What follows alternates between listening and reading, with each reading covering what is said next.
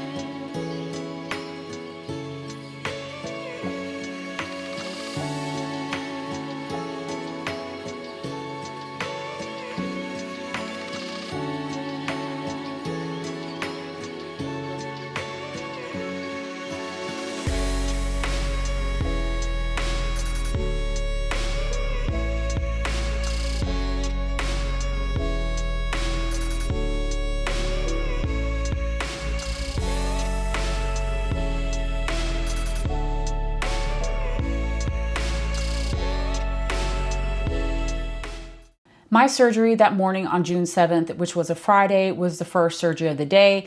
As you saw, it was like super early in the morning when I had to be there, and I was done by noon. As we expected, I was super groggy afterwards, and as soon as I came home, I laid down. Every hour, Derek, my husband, came in and woke me up, and I did a walk around the house just to get the circulation going so that I didn't develop any blood clots. Later that evening, I was starting to feel a little bit better, so I decided to move from the bedroom into the living room and watch a movie with my husband and daughter. During that time, which was only a couple hours, I did not get up and walk around, but as soon as I did, that is when the problem started. When the movie was over, my husband got up to go use the bathroom really quickly, and I was about to get up to try to take my medication and to get ready for bed myself. Around this time, it was around 11 p.m. With the tummy tuck, especially with muscle repair, you cannot stand up straight. You are constantly walking hunched over because your muscles are so tight, and plus you don't want to put any strain on the incision line. So as you can imagine, getting up and down from the bed, getting up and down from the couch, I required help. My daughter wanted to try to help me get off the couch, but I was like, no, I don't think you're going to be able to pull me up. But at this point, I could feel darkness starting to creep in, and I told her that she needed to go get daddy. By the time Derek had gotten back to me, I had already passed out at this point, and I just remember him waking me up. While I remember the darkness creeping in, I don't remember actually passing out. So it took me a minute to be like, what happened? At first, we thought maybe it was just a random fluke. I have never had major surgery before. I've been very fortunate. The only time I've ever been in the hospital prior to this was when I had my daughter, and it was a pretty easy delivery. So I have been pretty healthy all of my life.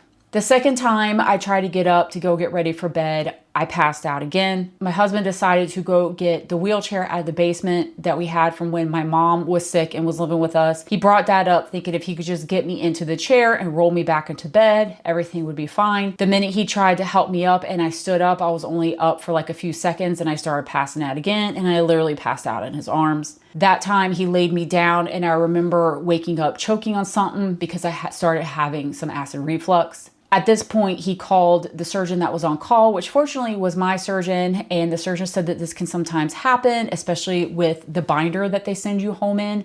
When you come home from an abdominoplasty, you are wrapped up in a binder. You can also be in a faja, which is like a really tight bodysuit, but I was sent home with a Velcro binder that had 2 flaps that Velcro together just to kind of suck you in, to keep everything compressed, to help with swelling, to help with support, the works. After we get off the phone, I sat there for a minute. My husband tried to get me up again, and I passed out for the 4th time, and that is when he decided to call 911.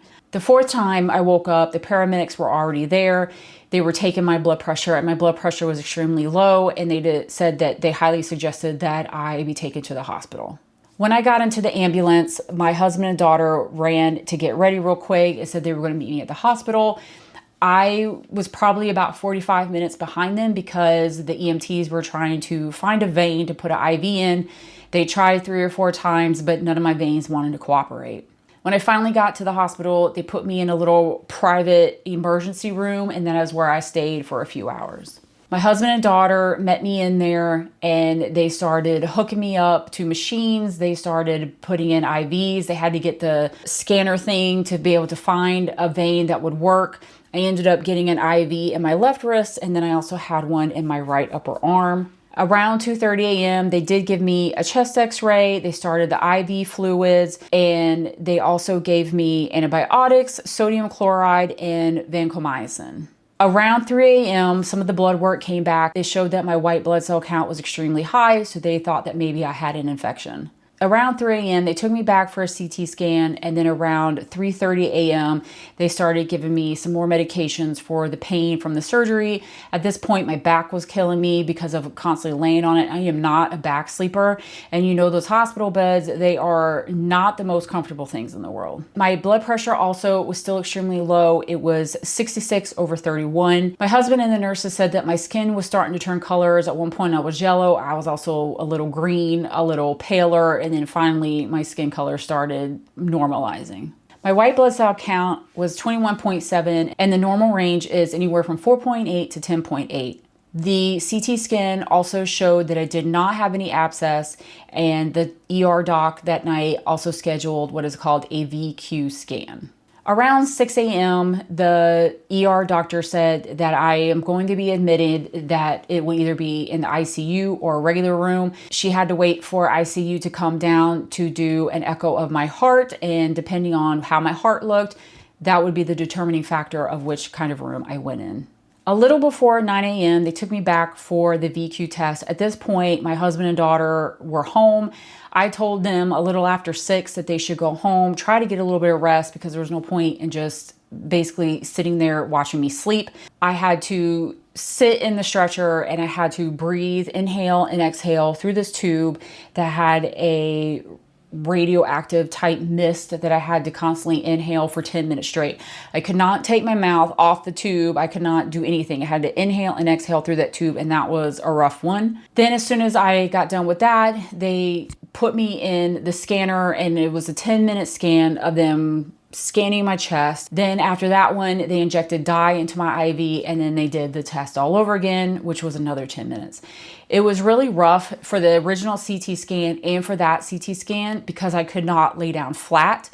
As I was laying in bed at home and in the hospital, I had to be elevated essentially. I needed to have my back elevated, my legs elevated, kind of sleeping like in a V type position because of the muscle repair, because of the surgery. I just could not lay flat whatsoever. And if I tried to lay flat, it hurt so bad. It was excruciating. The radiology tech and the nurse tech that was helping him, they helped guide me back to lay down with a sheet. And then they did the best they could to prop my legs up just enough to be able to fit into the kind of narrow space that there was.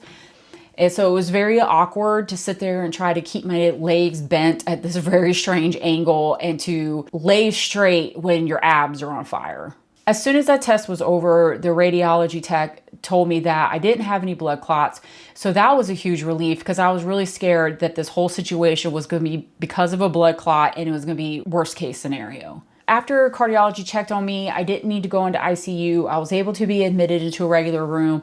I texted my husband, told him the room number, and by the time that I got there, he was already there waiting for me. After I got situated in the room, my husband did call my surgeon, and a little while later, he came by the hospital to check on me, and everything looked good with the actual surgery.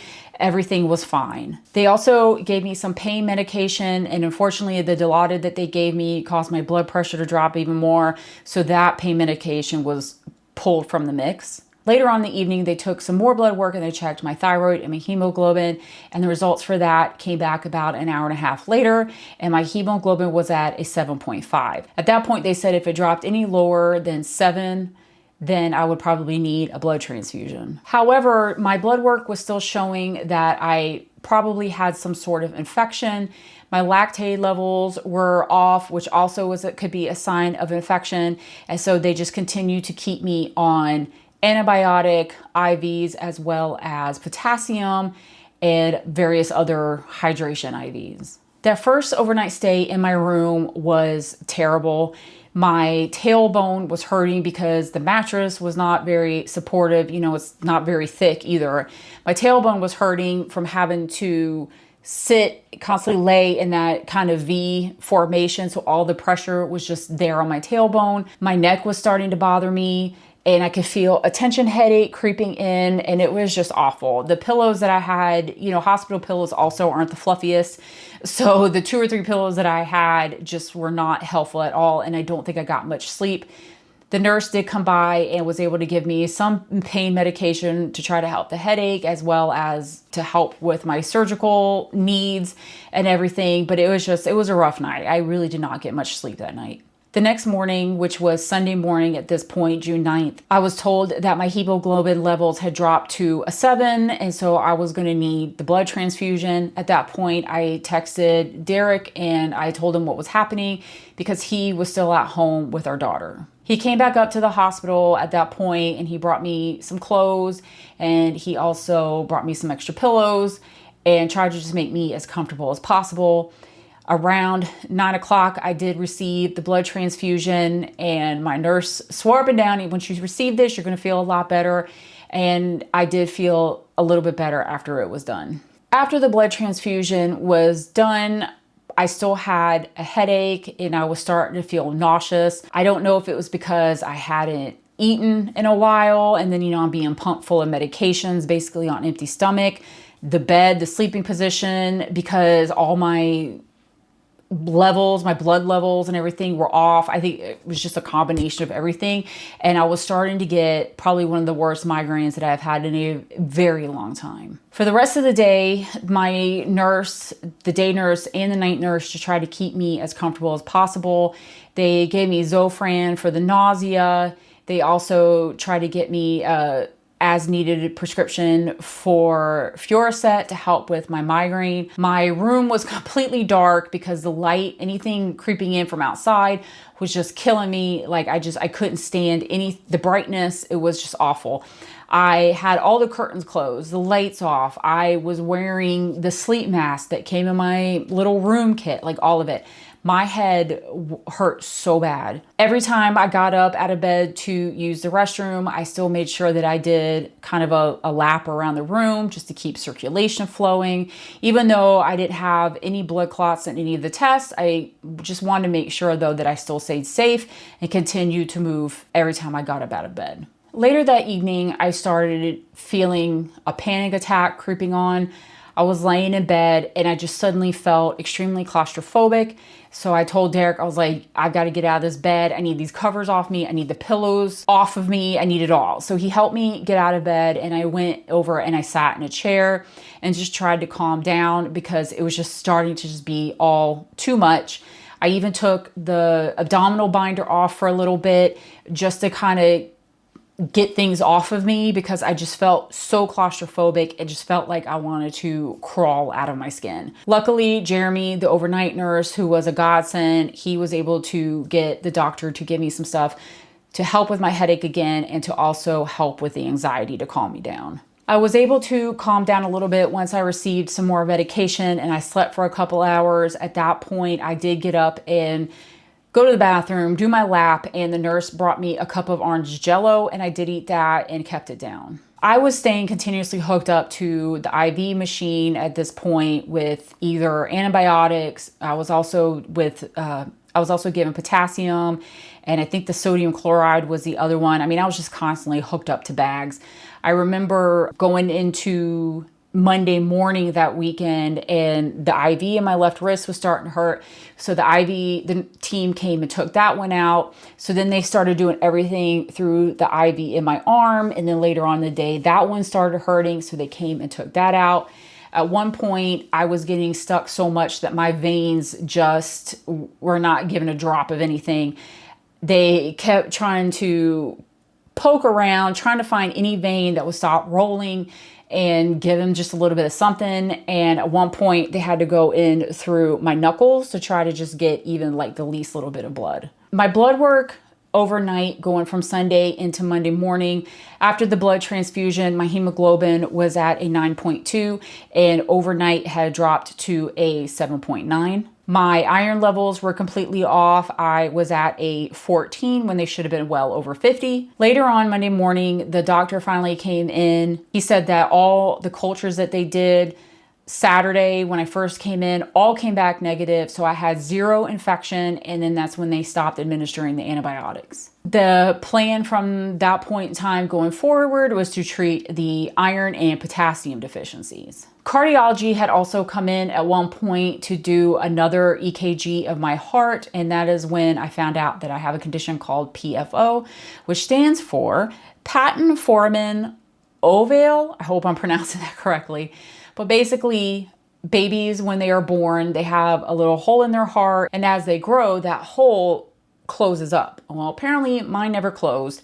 Around 25% of the adult population has this condition. It really is not a contributing factor to anything that happened, just something that I learned about myself along the way. Because I received a drainless tummy tuck, I was able to start laying on my sides rather easily, pretty much almost from day one. because my back and my tailbone and everything was just hurting so bad. My husband finally convinced me to try laying on my side.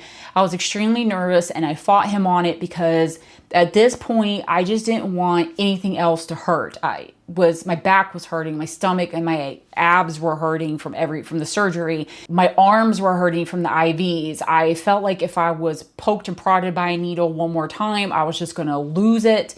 And he was like, I think if you can lay on your side, you will feel a lot more comfortable and you'll actually be able to get some sleep. So he very easily eased me down and I was able to lay down on my side and actually get a couple hours of good sleep. And it really helped. It helped ease my headache a little bit. It helped with the nausea and it really did make me feel a little bit better. Just taking that pressure off of my back, off of my neck, just from the whole uncomfortableness of that bed and just of everything that was happening. Later on Monday night, my appetite was starting to return just a little bit. Food was no longer smelling absolutely disgusting. And so Derek went down to the cafeteria and got some chicken fingers for himself for dinner. They actually smelled good and I was able to eat one chicken finger and keep it down. Monday night went okay. At this point, feel like that we were in the groove with the medications. I was able to figure out a way to be just the tiniest bit comfortable. And Monday night for the rest of the evening was pretty uneventful. I did at this point on Monday ask my husband to stay with me. And I looked at him and I was like, I'm going to ask something incredibly selfish. And he was like, what? I was like, please stay with me. Please don't leave me here by myself anymore. Because that first night there by myself was very hard. And he said, I'm not going to leave you. And my mother-in-law, Carolyn, had been texting, all the family had been texting. Derek was doing a good job keeping people in the loop. And she said, if there's anything you need, let me know. So she drove over to the hospital to take care of our daughter and spend the night with her. And they live I think it's 2.5, 3 hours away. They are further north and east in Georgia than we are.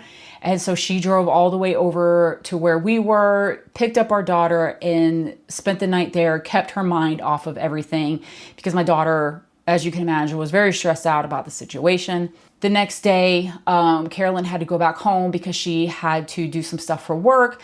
So my sister-in-law came down. They live about an hour away. They came down and took my daughter for a couple days, which was a huge godsend because between the two of them, they were able to help my daughter not be so stressed out about things, to help her be preoccupied. And I am forever grateful for their help because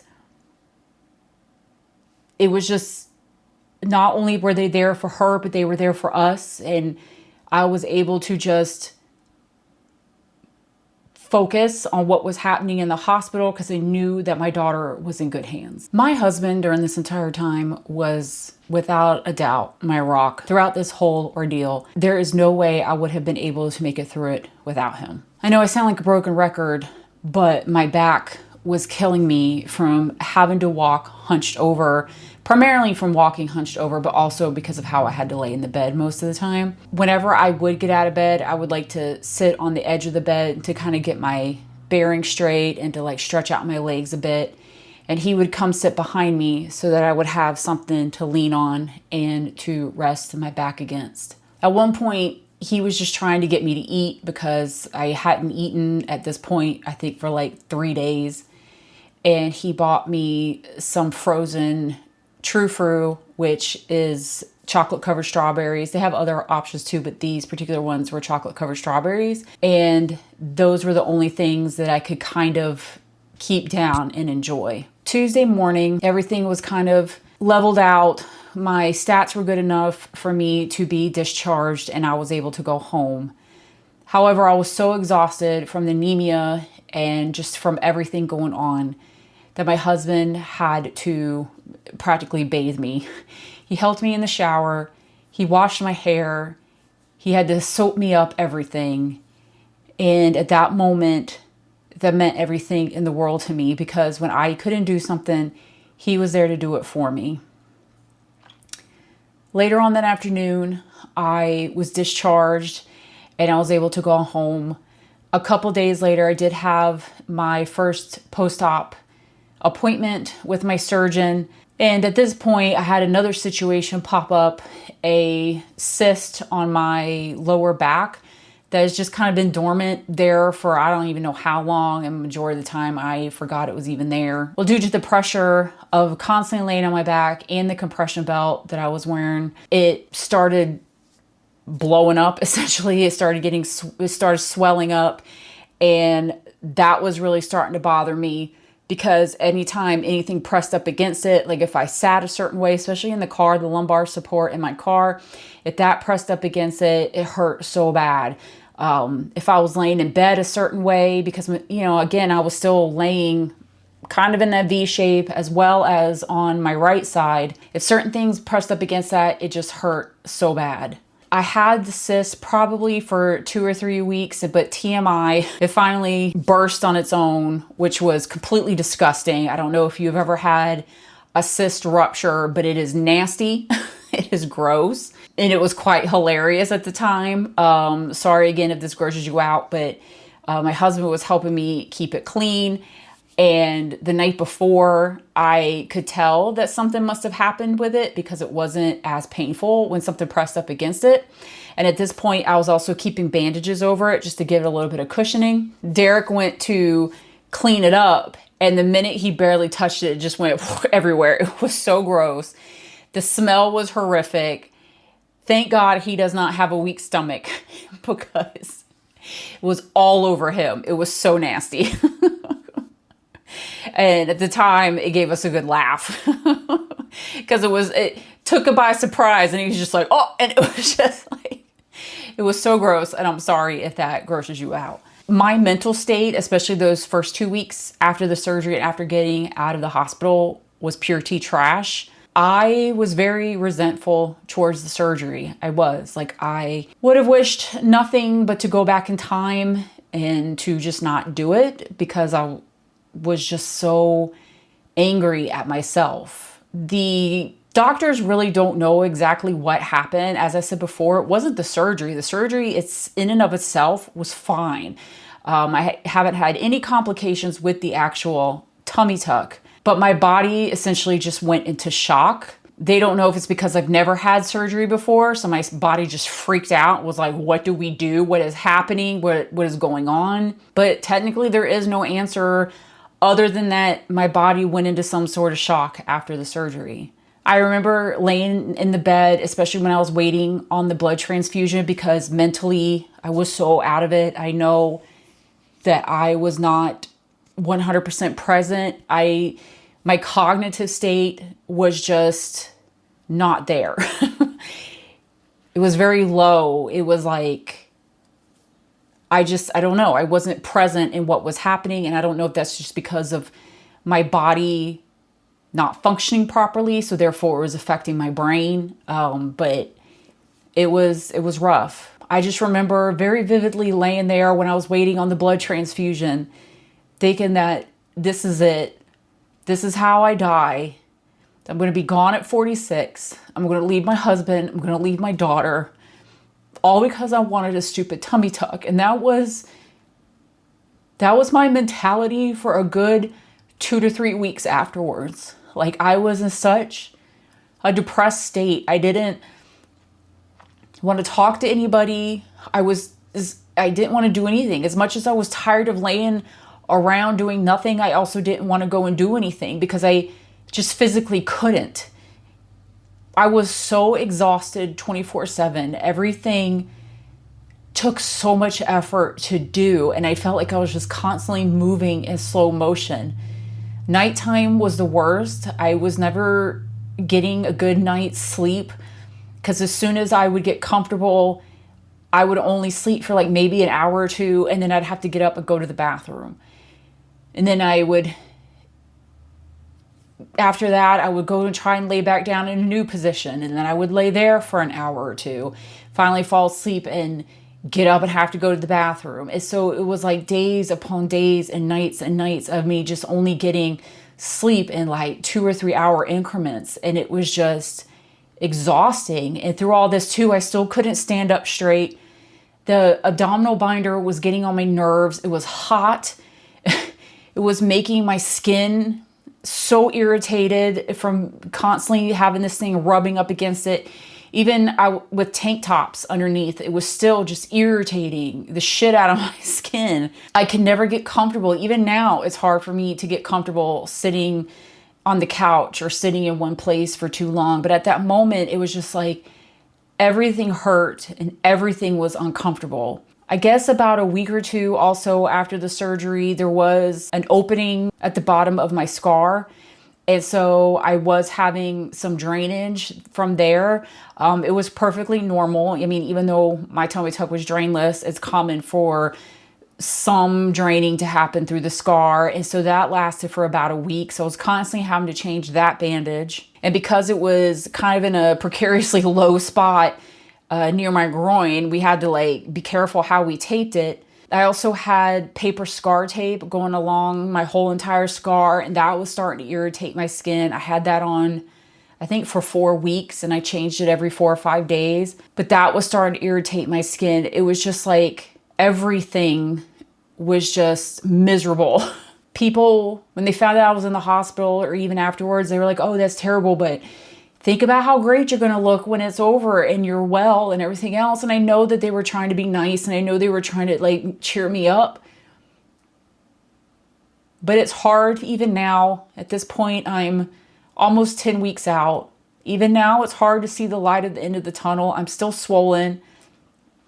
All the fluids and everything that happened in the hospital put me behind in my healing. So I'm like 12 days behind where I should be at this point. So almost 2 weeks. Even now, I go through phases of like asking my husband, you know, do I look okay? Because I feel like I'm deformed, and I know I'm not.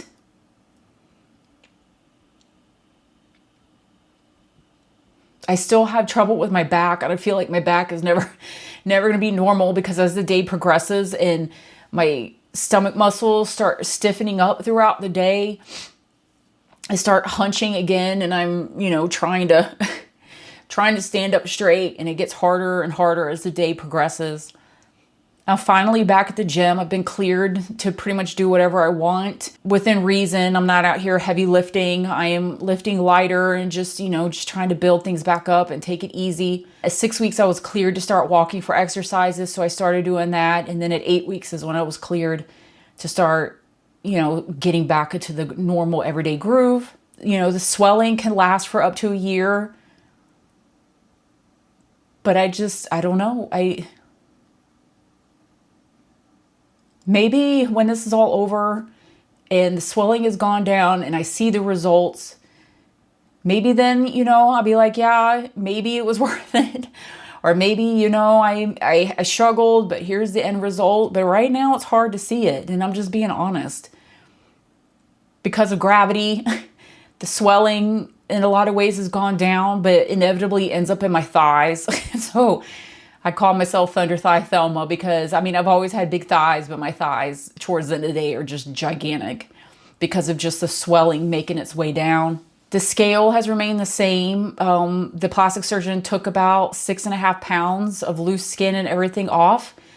So maybe I'll see that on the scale one of these days. But right now it's not. I've changed my calories to eating at maintenance. So right now I'm not eating at a deficit since I'm still healing. When I first wake up in the morning, sometimes the swelling is at its lowest. And so I kind of get a sneak peek of, you know, what it could look like one day. But then as soon as I start moving around, and especially after the gym and after a long day, you know, the swelling is right back where it was. But I think the hardest part of all of this is what I maybe have done to my family and to myself. And it was never about because I wanted to look skinny. It wasn't that. I just wanted to feel better about how I looked, because I put in the hard work and I wasn't seeing it. And to be honest with you, I still don't know if it was worth it.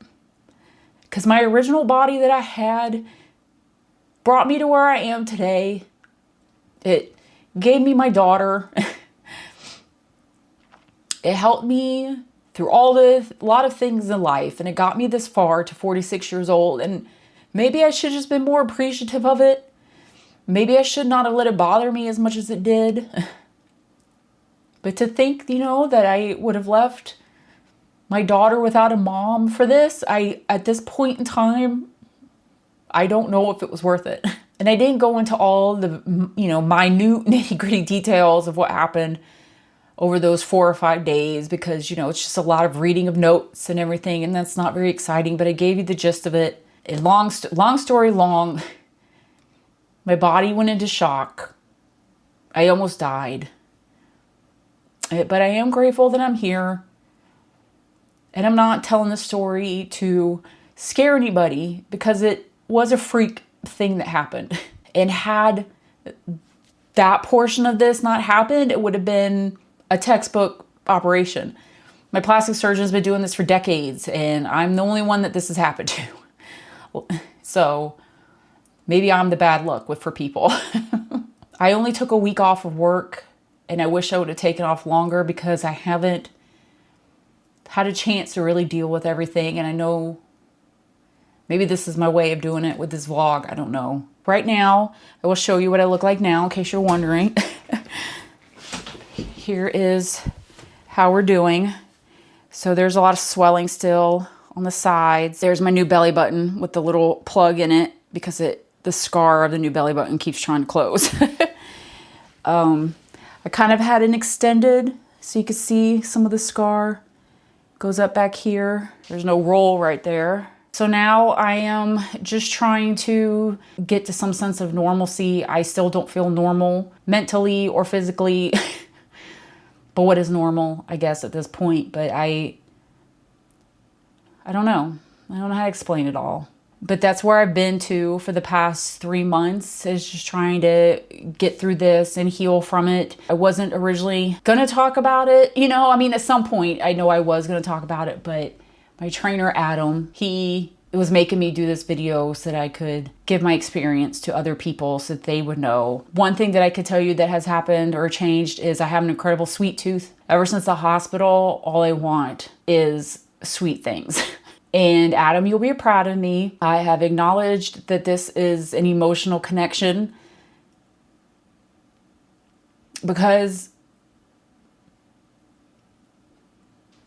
when Derek brought those chocolate covered strawberries, he knew that it was something that I loved and he was just trying to get me to eat.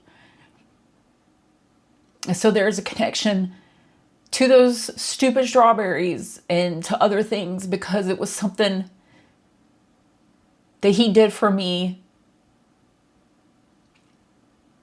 And it was comforting at the time, and I know that's what it is now. I know that the ice cream,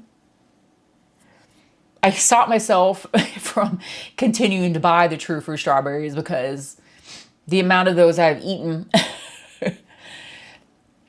especially in those first couple weeks coming home from the hospital, was insane. But there's just, I don't know, there's just something about the ice cream and stuff that I can't let go. I have calmed it down to only like once or twice a week. But to everybody that helped us during this time, that took care of my daughter and stepped up for us, it means more than you could ever imagine. So Liz, Robert, and Carolyn, thank you so much. Thank you, Moses, one of my best friends, for checking in on me all the way from another state. Marcus, thank you for coming and seeing me. Everybody that was kept in the loop. And even afterwards, thank you for caring. That's my experience. Hopefully in the editing process, I can make some heads or tails out of this, but I hope I didn't scare anybody about your decision to get a tummy tuck. But this was my experience. If anything, I know I'm probably never getting elective surgery ever again. So maybe that's the blessing in disguise, that I will not go down that rabbit hole of constantly getting more and more plastic surgery. But if you made it this far into the video, please leave me a flower emoji. I got some flowers in the hospital for my dad, so thank you, Dad. I also got some flowers from work, so they were a nice little cheery touch to my room. So leave me some flowers in the comment section. If you have any questions about my tummy tuck, the procedure, or anything like that, feel free to ask that as well. And I will see you in the next one.